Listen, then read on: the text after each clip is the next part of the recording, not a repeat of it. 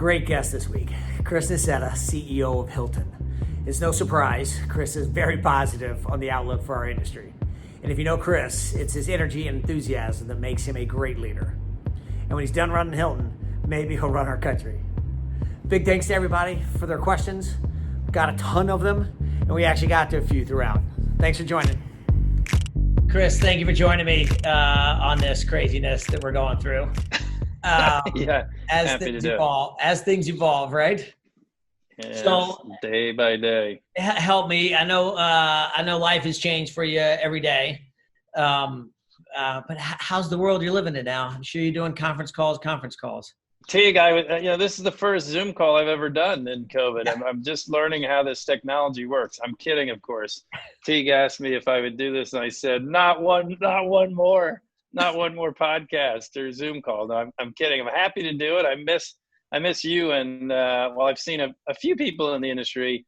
Honestly, I haven't seen many, and like you, I'm sure, and those that hopefully have a few people watching here. I think we picked hospitality for a reason, and that is we're hospitable people. Like, I like people. I genuinely like getting out, seeing our people, seeing our owners, seeing others like you in the industry, doing the conferences, including, of course, Hunter, one of my favorites.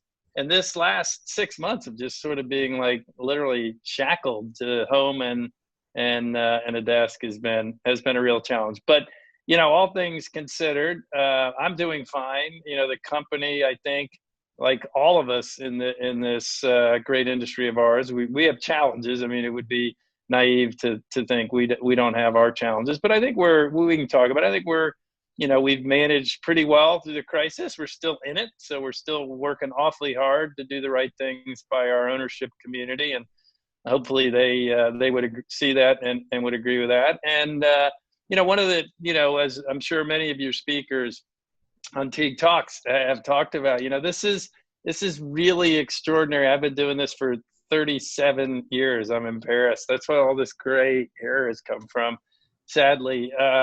But, I was thinking about, what's, all of the crises we've had, whether, it was the S&L crisis, the 9/11 dot-com bubble burst, the Great Recession. I mean, you lived through all those things, and you always thought, gosh, it'll never get worse, right? Like, particularly Great Recession, like, this has got to be the worst thing. And so it's, like, we'll have down cycles, but the beta will never be like that. Of course, well, wrong again. This is much worse. So it's unique in the sense of its severity, not obviously a laughing matter. It's been harsh for all of us, but it's unique for every one of us in the sense of its personal impact. I mean, if we're all being really honest with one another, I'll be honest, I can't speak for everybody, I'll speak for myself. It's like, it's been really extraordinarily challenging to sort of bridge the crisis that you might be dealing with, in your work life. And all of us, certainly in this industry, no matter who you are, you're dealing with with a crisis. But then all these mini crises that are then going on in your personal life, whether, Teague and I were talking about, I have 6 daughters. So, ages 17 to 27, I had 2 that had jobs or thought they had jobs, and then I have, 3 that are, that are in college. I've got 1 that's in high school, and, are they going back to college? Are they not? How did they finish the year? Exams, all these different things. My wife, oh, God bless her, this is, all of a sudden she has all these kids that had flown the coop come home, and they're making a mess of the house, and she's trying to, it's like Back to the Future. And so, it's just like everybody, I call it sort of COVID. I was saying to our head of HR, it's like COVID crazy. It's like everybody's got, there is a little bit, like, we're all like, we're getting out a little bit now, but for a long time, we were all sort of like shut, down, quarantined, and with, the things that we count on for stability in life, all disrupted. And, there's a thing about humans. I actually, took a lot of psychology in college.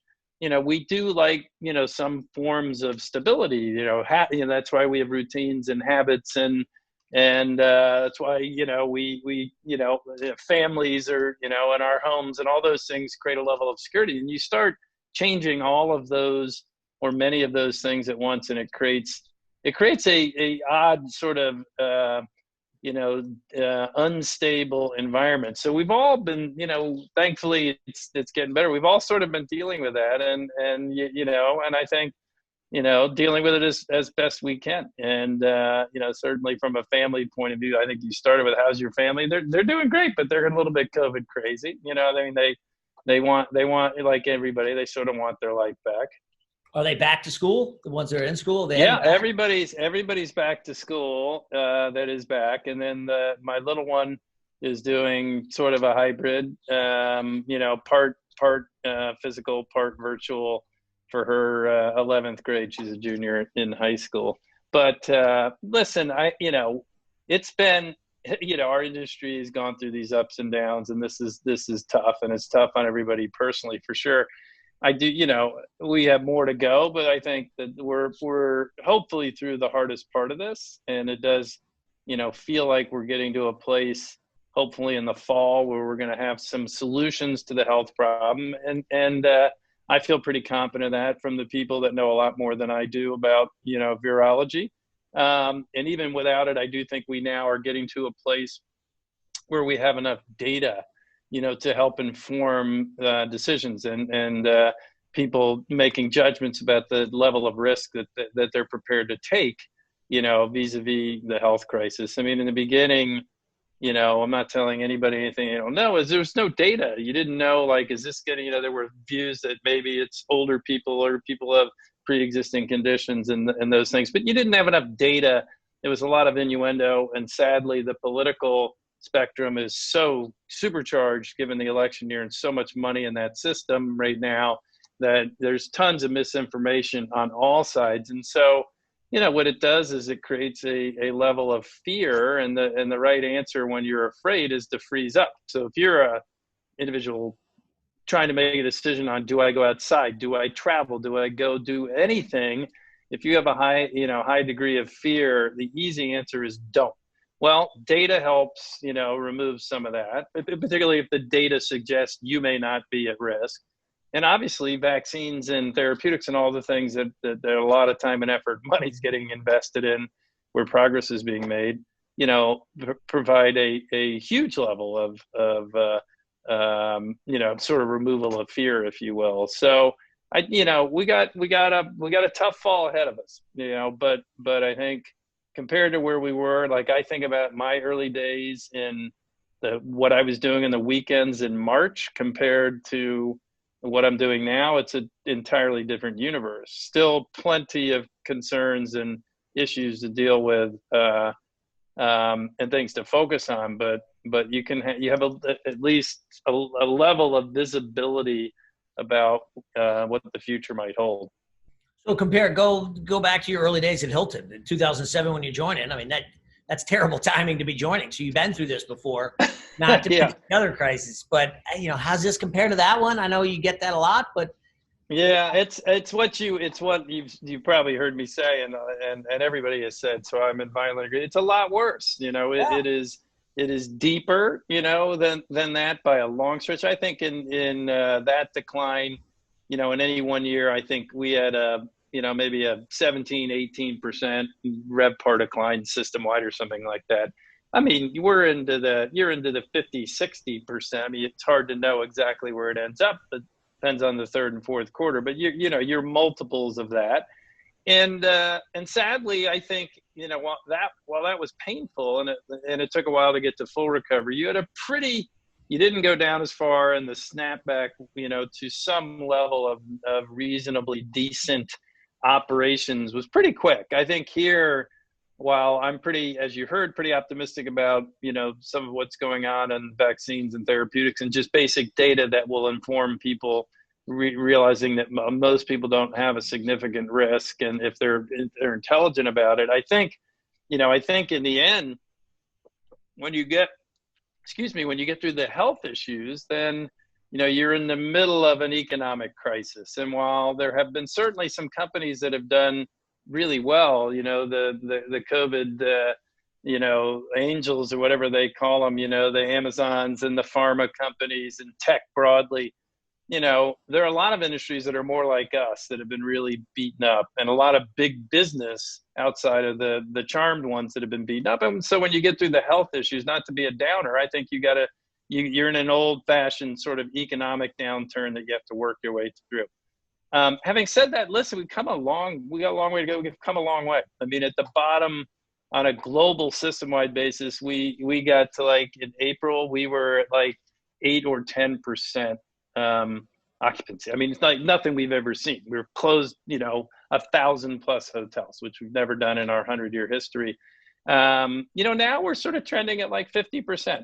So, we would rather be at 70 plus percent, but it's a heck of a lot better than 10. So, about 5 times better than it was, and still, significantly off of where we'd like to be. But as I said, the fall's going to be important as we think about the leisure season waning and the business travel season sort of taking hold. We will be, all of us, watching really carefully to see what happens. And I do think it'll be slow to come back, just, because of the economic issues that businesses are dealing with. We need our business traveler to come back, right? That's what makes our industry work. And we do come back. When do they come back? I think it's going to come. I think if you look even at second quarter data in our system, it was a different type of business travel. It was a little bit more business travel out of necessity related to the crisis or recovery efforts, first responders and the like. But there was technically business travel. I think as you get into third and fourth quarter, you're definitely going to see more of it, but it's going to be, it's going to be slow. And I do think you're going to be transitioning. My own view is that leisure is going to be a little bit heavier in the fall, just because you have people not going back to work and not going back to school physically. So you can have holidays, people that couldn't go to XYZ beach, because it was all booked in August, can go in September, October, because there'll be more availability and they can do what they have to do virtually, from anywhere. So I think you'll bleed leisure into the fall. I think my own belief is business travel will pick up. You're seeing it, but it'll be slow. It'll be slow for the reasons I described. And then group travel, I think this year, other than absolute requirements, sort of very small groups related to COVID, or people that just, small corporate groups that have to get together for various projects and things, investments that they've made, and there's some of that going on now. I think the bulk of the group business will not really come back this year. If you look at the booking patterns, people are booking into next year and moving canceled bookings from this year, next year, but it's really starting in Q2. With the belief that, they watch the news, they read, and people say, well, there's a good chance there'll be a vaccine, but it won't be available at scale until probably January, February of next year. So I think people are, sort of cause and effect. They hear that, and that's sort of the behavior from a booking pattern that we see. But there's a lot of booking every week that goes by. I get the data points on, like, how much are we booking into what periods, and the booking numbers have been going up, but they are out into next year, largely into the second half of next year, a little bit into the second quarter. So, that will always, I was on with an investor today, and I was saying, they were asking, well, it's going to be different. There's been a secular shift. And look at, I said, maybe. I doubt it. I think the business, if I were to bet a lot of money, and I am effectively, because I got most of my net worth in this company, so I'm betting a lot of it. I think when you wake up in 2 or 3 years, that the demand patterns will look a lot like they did in 18 and 19. And yeah, there'll be some substitution effect for certain types of business travel. Group meetings will turn into more hybrid, some physical, some virtual. But reality is, some things will get replaced with other things that we haven't thought of. And just like they always do through my, 3+ decades of doing this. And I think demand patterns, will look a lot like they did. Having said that, it'll take time to build those back. And, leisure will be first, business transient second, and group last but not least. And what I was saying to this investor was, that's the way it's always been. I mean, this is more severe, but the reality is, every cycle I remember, that's what, leisure is always more resilient. Business, group is always the hardest. It's it lags on the decline because people don't cancel their bookings. This is a little bit different in that regard because of the health element of this. But, the by and large, the pattern is similar. The severity is more extreme. And going back to the original question, sort of where we are compared to where we were in the Great Recession, it's more severe, but the overall trends, in terms of impact to the segments is similar. And again, I think it'll take a little longer to get back, but I think we will, and I think it'll be similar in that regard too, in the sense that we will get back to prior demand levels, and we will ultimately exceed them like we have for every down cycle in the last 100 years. What are you hearing from dare I say, the boots on the ground from your franchisees? What are you hearing from that source? Lots of different things. I mean, obviously, I grew up in that part of the business, and, in my formative years, both because my family was, that's how I got started. Was my family, was in the investing side, on the ownership side of hotel real estate, as well as a bunch of other stuff. But I was more focused in that arena. And then at Host, ultimately running Host and building Host into the biggest public player in that space. So, I have a lot of experience, but a lot of interest in that. And the reality is our franchise community, ownership community, is the engine of our opportunity in every regard. Nothing we do is possible without them. And so, what I'm hearing from them is what you're hearing from them, is what they're suffering, some more than others. If you're like I won't pick on them. If you're more urban in orientation, you're big box urban player, it's devastating in the sense that many of your hotels still aren't open, and many of them won't open for quite some time, just because, there's, when you put the combination of COVID and people wanting to get away from density, and then you put on top of that the race tensions that we have in the country that are causing violence in a number of our major cities, that is not good for big city hotels. The combination of those two things is absolutely toxic. So, those owners are suffering, but all owners are suffering. Most other than the big cities are open, and I think, they're building their way back, but we have a long way to go. And I will say there's nothing I have spent more time on, for all the right reasons, throughout the crisis than, doing what we can do at every turn to help our owner community. The fact is, we set ourselves up pretty darn well financially in terms of what we had done with our balance sheet coming into this and credit capacity. And it wasn't because I was so smart to know COVID was coming, but the reality is, and I wasn't shy about saying it, we were, my view, we were at the end of a business cycle. I didn't know what the cause of the decline would be. I just knew that 12 years is a long time in all of my, and they don't go on much longer than that. And so my view with our board had been like, we should be ready for that. I didn't think it would be like a black swan event, but I thought there'd be a down cycle and we should be ready. We should have credit capacity and all these things. We shouldn't have maturities and all that fun stuff. So we did all that over the last 2 or 3 years. And we were in a really good position vis-a-vis credit and the like, and lack of maturities. So that while, yes, we had to pay attention to what we were doing, or, we're not, if we don't take care of ourselves, we're of no good to anybody. But that didn't, in the end, take a lot of time. It was we could do it very swiftly because we were set up for it. So the bulk of my time and our time has been spent thinking about and working with our owner community on how do we help them. And so it's been, as I know have heard, it's been about massive flexibility on everything in the short term, really at least through the end of this year, because we have to, because they're operating under unbelievable strain, and customers are willing to accept sort of a different experience now because everybody knows the world is upside down. It's been working legislatively. I've been to the White House 4 times, was very, very involved in the early days on PPP, and a whole bunch of other elements of what's been in the first 3 CARES packages, with an effort to help make sure we're taking care of frontline team members, we're taking care of owners, providing bridges to liquidity. Ultimately, hopefully, or, we'll figure out who's going to be present, but hopefully a stimulus bill, like that we can actually get to a point where we're far enough past the health issues that we can get ways to stimulate people to get back on the road. So I've been really pounding the table on that. It's a little bit premature vis-a-vis the health issues.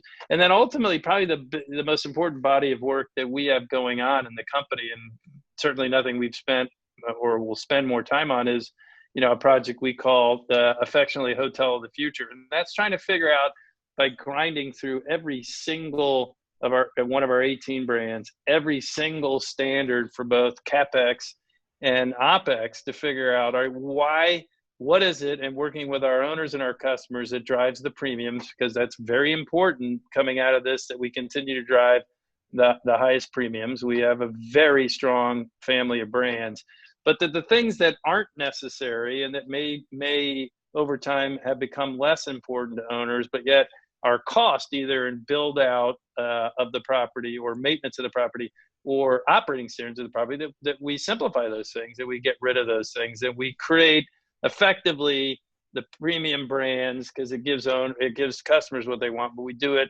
even more efficiently than we have been doing it. And so, right now there's a huge amounts of flexibility, but the real trick is, as you get to a more normalized environment, really getting the mix right in pleasing customers, but doing it at the absolute highest margins possible for owners. So we've been in intense dialogue. We have, our owner advisory councils. We have a bunch of, special sub councils that we've put together on the Hotel of the Future, trying to figure this out. And we're in a daily dialogue with lots and lots of our owners to try and get that right, understanding that, it's challenging for all of us, but super challenging, we understand, with the owner community at the moment. Yeah, they're really struggling, and we're hearing good things from you guys, and all the help you're providing as much as you can. Who knows how long it goes? What do you think all this does to development? That's a big piece of you guys' pipeline. That's got to hit. Yeah, I mean, invariably, it's going to impact development. I mean, that'll be, there's good and bad to that, right? I mean, the good of it is lower supply additions against a lower demand environment will help mitigate against some of that. And as you get to recovery, it will help provide, faster recovery and more torque on the upside. So that's good. For us, part of our story, obviously, is that we're trying to grow. We're trying to grow to provide opportunities for customers to have more places to stay, to enhance our network effect, to give owners opportunity to grow their businesses, give our own team, opportunities for advancement and career opportunities. And so obviously, it impacts that. But I would say there's no way of looking at it other than development will slow, both because you have delayed everything because of what happened. And then, getting things started, getting things financed for a period of time is going to be harder. And so, growth rates are going to come down. But again, that is ultimately, I think, healthy for the industry. From our point of view, the good news is we've got 4 fabulous brands that are set up for conversion opportunities. And we believe we have the strongest brands in the business. And so we will lean, in a world where new construction, certainly in the US, not so much in other parts of the world, particularly like China, new construction is picked right back up and is cranking again. It's almost back to normal. Here it will inevitably slow down for a period of time. But I think there'll be, a significant number of conversion opportunities that we will pursue. And we will fill some of that net. Our growth rate will be lower, but we'll fill some of that gap over the next few years with conversion. So it won't. I think when it's all said and done, it won't be that much lower because of the opportunities on conversions. All right, I'll buy that. What other new verticals are you having to work on to fill some of those gaps as well? New brands? Yeah, or new verticals of any type. But sure, I know Tempo from January, but I wasn't really going. Yeah, I don't. I mean, I think we, with our 18 brands, I think we have everything covered that we want covered. And the last thing I think we want to do right now is have our team focused on another new brand. I think the ones that we just launched, like, Motto and Tempo particularly, but even more recent launches like Canopy, we really want, to give them a proper birthright and particularly now that you're in COVID, and many of those brands, not all, but many of them, rely on new construction. They're going to slow down. So we don't need to create, we don't need another brand to compete with those. We think they all individually have a great swim lane. And while you could argue there may be more swim lanes for us in the future, there aren't.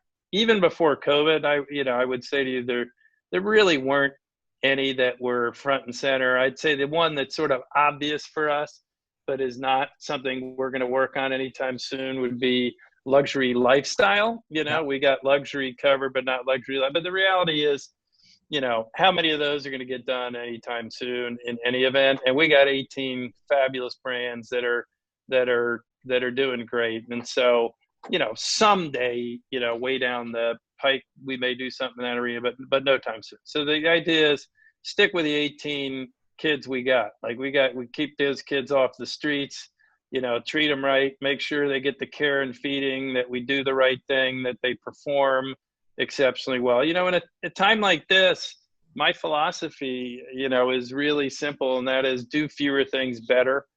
From the standpoint of our, responsibility to the system and our responsibility to our owner community, which I take crazy seriously, we need to deliver for them. It's hard for us, but it's hard for them too.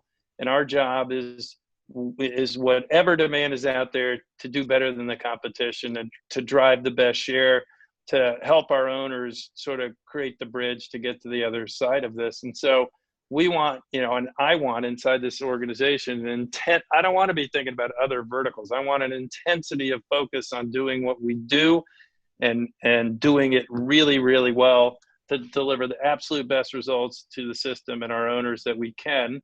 So when things are back and they are normal, they remember that. And when they do want to do, when we are back in a time where people want to do new things, that they want to do those new things with us. But for now, it's really back to basics and grind as we're recovering. Just grind it out, do everything we can to drive revenues into the system.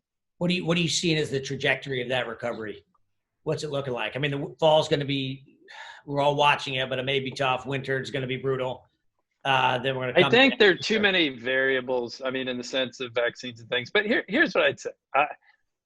I've been, by luck, probably reasonably close to right, which is I said in April that we're going to go through the summer and things you're going to get back to a place pretty quickly of being somewhere in the 40 to 50% occupancy range. Hopefully when you get to the fall, you're through the epicenter of the health crisis. We're not quite there yet, but you can sort of see that. And then, as I said, you're going to be in the middle of a economic crisis or some form of recession, and we're going to then have to grind our way up. So I think the form of recovery, maybe it's like a Nike swoosh. I stole that. Kevin Jacobs came up with that as the first guy, our CFO, that I heard say it. But I think maybe that's it. You've seen this nice snap, and then it's going to be, if you look back in 3 years, a little bit of a pretty slow and steady recovery. Now there'll be some ups and downs. I think the fall's going to get choppy vis-a-vis this, business travel, pre-vaccine, election going on, which is going to put a lot of energy, a lot of electricity into the system. I think there'll be some ups and downs, but I think we're gonna keep month by month. We're gonna keep grinding up, but it'll take, to get to full recovery. I honestly think. What do I know? I think it's sort of 22 or 23. Yeah, we think the same. What are you hearing from, again, you've been to the White House 3-4 times. Anything you're hearing from Washington? Any help, any lifelines? I agree, stimulus, we're not there yet, but anything? No, I mean, I was talking to a couple people this morning. It's just noise right now. I think we're getting so close to this election that it's hard to believe anything gets done. Now, there is a chance some mini packs get done. There may be enough pressure to get some package of unemployment insurance and PPP done, which would be great. Yeah. Unemployment insurance, you top up, but at a lower level than the 600, and then a re-up of the PPP and some flexibility. We've been pushing super crazy hard on that. we've been pushing super crazy hard on some relief on CMBS because that world is just so difficult with the special servicers. If they were going to do a big package, that may be possible. In a mini pack, I hate to say it, on a thing that's going to, I think it'll be very hard, but we might be able to get the PPP stuff re-up to give people second, an opportunity to go back into PPP, and have it refunded and have flexibility. But I would say even, it's hard day by day. I mean, that today, I think there's some chance of that. Tomorrow it may be gone. You're getting so close to this election, like the gaming that's going on of like, well, it looks like a win for the president, or, it's hard to know. It really is a bummer it didn't get done, or a little bit, a few weeks ago before you got into the main past the conventions. Once you get past the conventions, it's blood sport. So, I think the odds went down materially. And then stimulus, I do believe whoever becomes president, either reelecting our existing president or new, I do think they're going to turn their attention. We are going to naturally get past the health crisis for a whole bunch of reasons, just herd immunity, vaccine, therapeutics, data, contact tracing, just more testing. Like the testing regime is skyrocketing. You're going to have a saliva test within a few weeks. So all that stuff's coming together.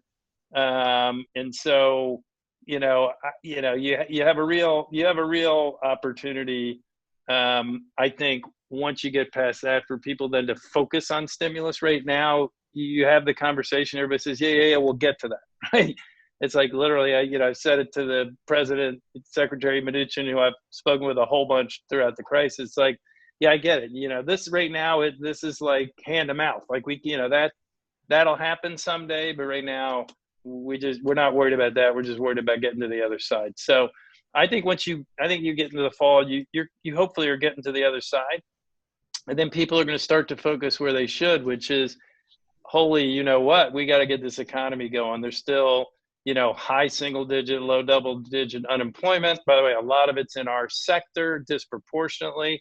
They get that. And I think they're going to start thinking about, all right, how do we get people on the road? When you think people, when you have a narrative out there where it's, whatever you believe, it is unsafe for people to be on the road, the government's not going to put a package in place to stimulate, activity that they think is stupid, right? And that's sort of where we are now. But I think that will pass.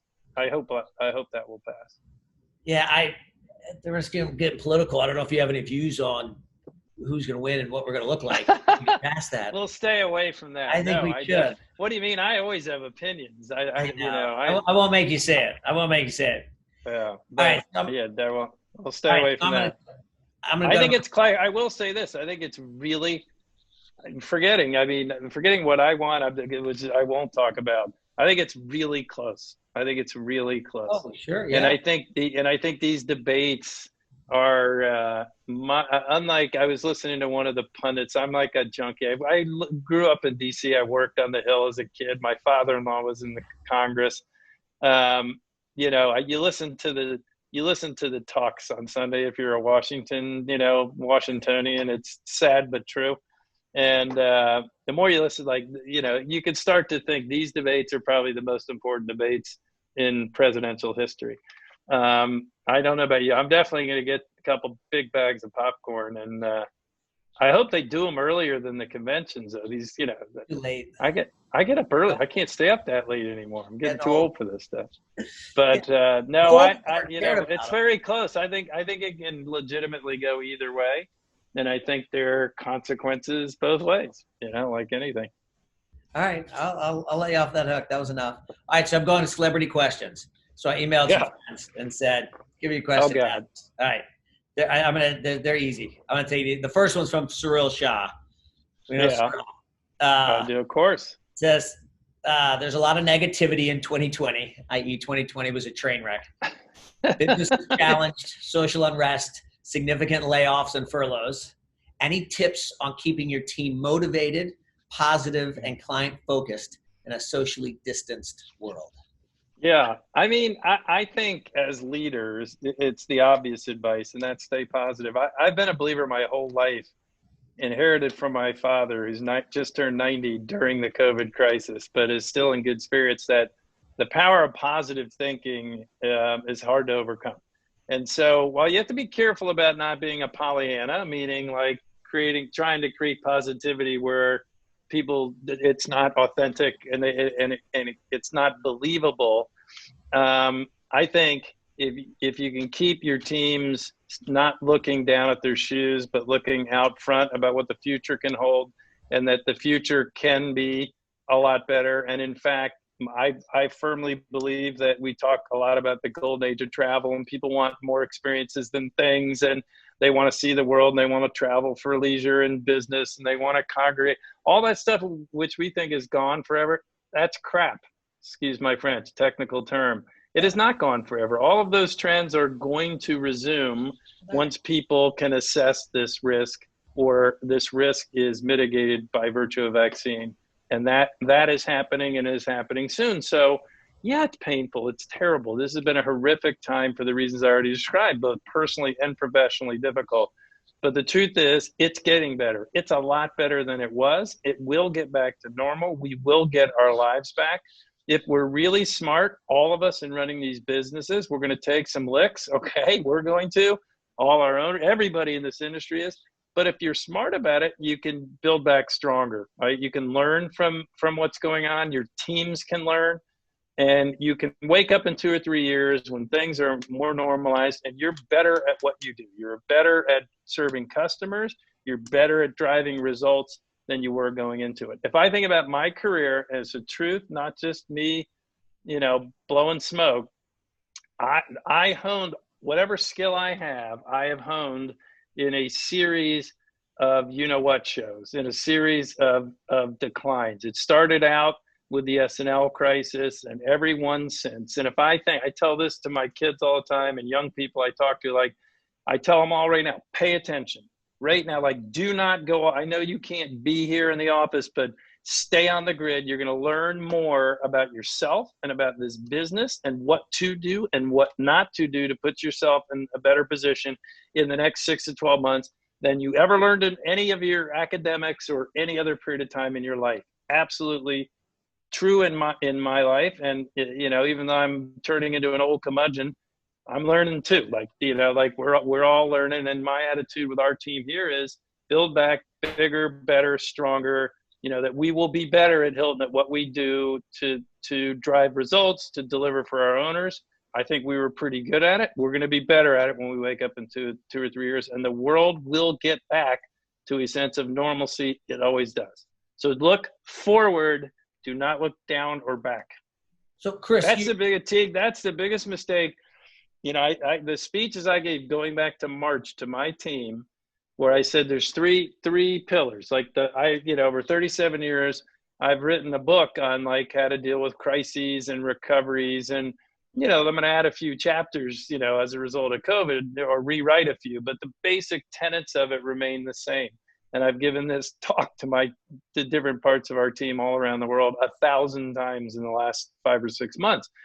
First, protect your people, right? Like your customers, your owners, your own team. Like, if you don't protect your people, you don't have a business. So flood the zone, get people out of harm's way, give them what they need to survive and protect themselves and stay in good health. Second, protect your business. If you don't protect the business, you run out of money, or you don't protect your owner community and they run out of money, like, then you have nothing to protect as well. The business, and there's a whole bunch of things that go into that. And the third, my 3 Ps, prepare for recovery. I think one of the, my own humble view, one of the biggest mistakes people make in these timeframes is you get so caught up in looking down or backwards. Like, how did this happen? Why didn't I do this? Why didn't I prepare? And crying in your own soup that you don't see what's happening. And that is opportunity, that things go down. What goes down comes back up. And if you're not prepared, you're not going to do well. You're going to get outmaneuvered by the competition. And so I would say starting in April, realistically, almost all my time's on recovery, right? How do we fish where the fish are? How do we find whatever demand is out there? How do we do the right thing for our owners and getting them to the other side. How do we create more efficiency in every one of our brands so we have higher margins when we get to the other side? Preparing for the inevitable recovery is a hugely important part of this process that I think gets lost or sort of put at the very tail end of things. And I think that's how you can wake up if you don't prepare and find yourself in a difficult place a couple of years from now. So, Chris, listen, I think that passion and leadership that you just showed, that energy, those ideas, that's why you are one of the amazing leader that you are and one of the pillars of our industry. And if you listen to the other guys I've had on Teague Talks and you know them all our friends, they are those amazing, passionate leaders as well. And when we are blessed with some great leaders in this industry. Indeed, we are. And when I asked Navin Damone 3 weeks ago how many hotels, he's got 63 hotels, how many is he going to have when we come out of this? His answer was more. Yeah. Well, we will. Would have said less. How many? We'll have more hotels, and when we wake up in 3 years, the Hilton system will be bigger. Now, a lot of it will, the growth in the next few years is going to be overseas, but that's good too, because of globalization. It's like, I know right now people think, oh, nobody's going to do overseas travel. It's like, that's a bunch of hooey. Right now they're not, but when you wake up in 3 years, those corridors are going to be wide open again. And our building our brands over there is critically important to our brands here, because Chinese traveler will go back to being the number one outbound traveler in the world. Europeans are going to come, the story. So we will be bigger, and if I am able to do what I want to do, we will be bigger, better, and our owners will be in a better position because of the work we do on their behalf. All right, 2 more sort of celebrity questions. Yes. Rob Paleschi, your good friend and mine. I refuse to take a question from Paleschi on the grounds that it might incriminate me. Your instincts are spot on. He used to work for you, now works for G6 for Blackstone. Wants to know, why is Motel 6 kicking Hilton's butt? I talked to Rob last week. I can, listen, it's a superior brand, I guess is what I'd say. It's really nice to see Motel 6 doing so well. The economy, obviously, everything's been flipped. All the economy, the lower priced segments are just, the higher the price you go, the worse it is. The lower the price point, the better it is. You see all the data, and so Rob and a bunch of others that in that segment are doing well, and that's great. By the way, kidding aside, Rob's a great friend, and he's got great brands, and a lot of those folks have great brands, and there's a spectacular place for them. And I think, intermediate long-term is a great place for us too. Our traditional traveler at the moment is not traveling very much, but they're not going to be quarantined forever. They'll get back out. So tell Rob, we'll have our revenge. Final question. I will tell him. I'll make sure. Talk to him, conference call with him this afternoon. Final question from Mitt. When are he and I getting on the golf course next? This afternoon. Still doesn't get it. I think we still have time. You guys name the place. Mitt, I'm telling Mitt, I'm getting tired of paying him money though, and so he complains about it. He's got to wear like this thing on his elbow. I got elbow thing, and so he doesn't give me enough strokes. So I will get on the golf course as soon as Mitt will give me a fair number of strokes. So I'm on the course. I'm going to hold him to that. You tell him that. You put this on the podcast. He's always got a home court advantage. He's got extra strokes. It's how he says he makes a living kicking my butt on the golf course, I'll tell you. But I love him nonetheless. I always have fun with him. Oh, we all do. All right, Chris, you're a true friend. Thank you for the time. Thanks for being the leader of the industry. Keep doing Zoom calls. And we'll all follow you. Well, until we can get out. Yeah, not too long. We need people out, traveling, staying in hotel rooms. Come see us. Conference rooms. I will. Love to. All right, pal. Chris. Great to see you. You're a good friend. Take care. So are you. Appreciate it.